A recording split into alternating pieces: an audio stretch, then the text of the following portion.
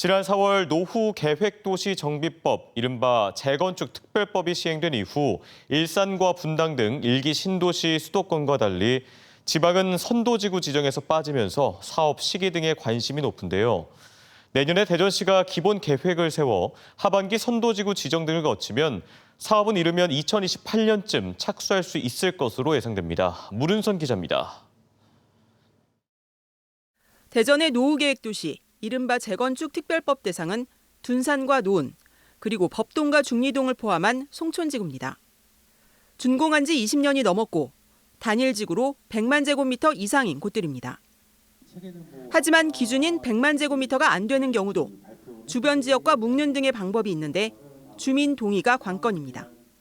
조합 설립 단계에서 단지별, 동별 동의 요건이 안 나왔을 때 나머지 단지는 어떻게 되는지.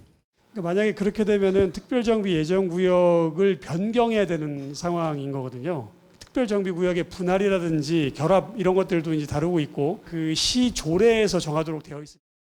이미 선도지구로 지정된 수도권과 달리 지역은 용적률과 이주대책 등 이 사업에 대한 기준, 즉 정부의 기본 방침이 정해져야 기본 계획을 세울 수 있습니다. 선도지구 지정 등을 거치면 사업 착수는 오는 2028년은 돼야 할 것으로 예상합니다. 저희가 11월에 이제 국토부의 지침을 받고 내년 말까지는 저희 시의 기본 계획을 수립하는 것을 목표로 하려고 합니다. 예정지구 가운데 가장 먼저 사업을 하는 선도지구 지정은 내년 하반기쯤으로 전망합니다. 이른바 재건축 특별법이 기존 재개발 재건축, 리모델링 사업 등과 비교해 가장 큰 매력은 1.5배까지 높일 수 있는 용적률과 안전진단 면제 등입니다. 하지만 상향한 용적률만큼 기여금이나 기반시설 등 공공기여분을 산정하기 때문에 개발 이익에 대한 세밀한 분석이 필요합니다. 용적률 무조건 높인다고 해서 분담금이 무조건 줄어드는 구조로 되어 있지 않습니다. 그만큼 더 많이 내야 하기 때문에.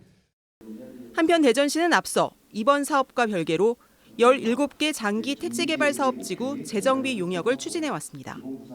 하지만 둔산 등에 대한 재건축 기대만큼이나 특별법 적용이 어려운 소규모 장기 택지지구 재정비가 뒷전으로 밀릴 수 있다는 우려도 제기됩니다. MBC 뉴스 문은선입니다.